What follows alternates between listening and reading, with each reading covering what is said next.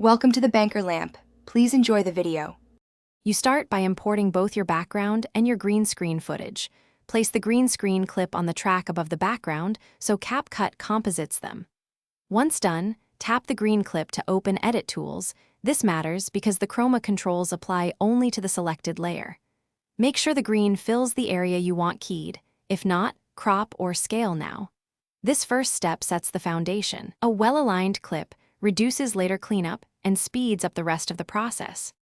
Next, choose Chroma Key from the Edit menu or use Remove Background under Effects.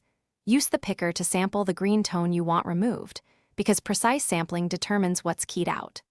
Then increase similarity slowly to remove more green. Reduce it if parts of your subject disappear.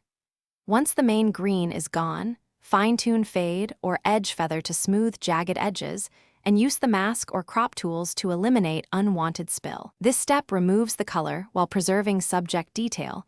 Take your time here. Finally, refine the composite by correcting color spill and shadows so the subject matches the new background. Lower background saturation or tweak subject color grading if needed. Scrub the timeline and play full motion to catch edge flicker. Make micro adjustments to feather, contrast, and mask until transitions look natural. When satisfied, export at your target resolution and frame rate. If edges still look choppy, a quick fix is to reshoot with more even lighting or slightly reduce similarity and increase feather. Thanks for watching. If this was helpful, leave a like and consider subscribing. See you next time.